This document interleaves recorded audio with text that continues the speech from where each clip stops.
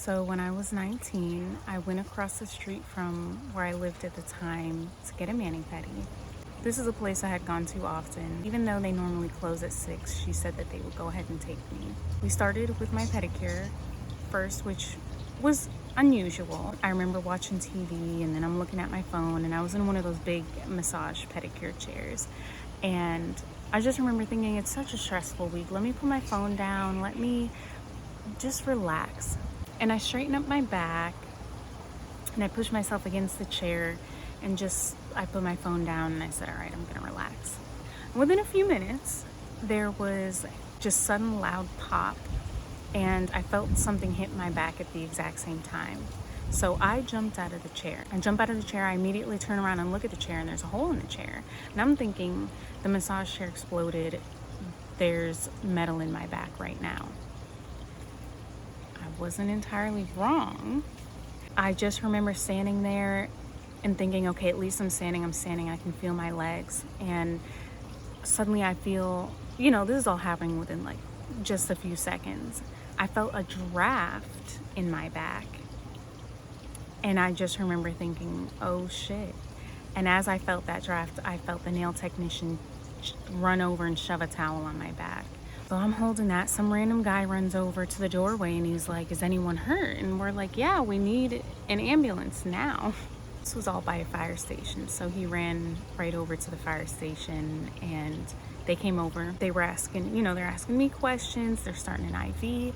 And then I heard them looking around the chair, around the pedicure chair, and asking the guy what caliber was the bullet. And I'm thinking to myself, I know that's not right. They're lying. Nobody told me that I got shot. And I know some news articles say that he ran over and told us. He didn't say anything.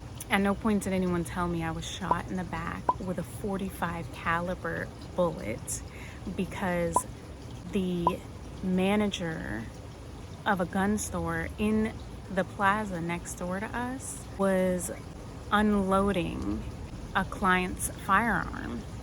Unloading the firearm, pointing it at a wall in a plaza. He said he was pulling the slide back to empty the round.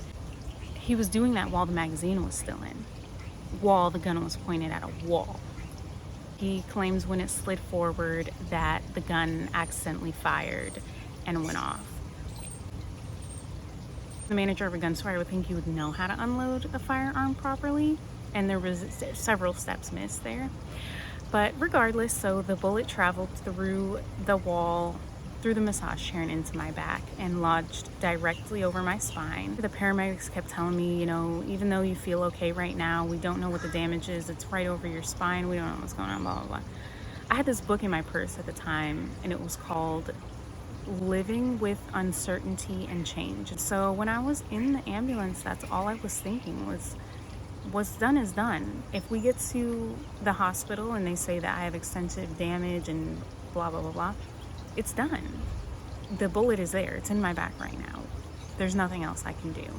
So I was honestly pretty chill about it. Everything was handled pretty quickly and just kind of, I don't know. Got to the hospital, they did what they needed to do. They said they were just gonna pull the bullet out, stitch me up, and send me home, and that's what they did. Did have a few attorneys in the following years, but everybody told me that I wasn't gonna get anything. They said the state wouldn't pay my medical bills because there was no criminal case, that I wouldn't receive a settlement because the gun store had no insurance. Apparently in the state of Florida, that is legal.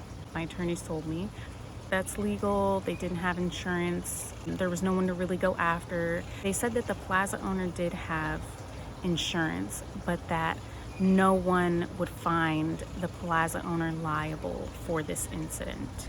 So therefore, they just kept telling me that there was nothing that could be done. I did have several health issues start up after this, within a few months afterward, and I've been diagnosed with several autoimmune conditions since then. Doctors have theorized that such a traumatic incident just kind of triggered and turned on these issues.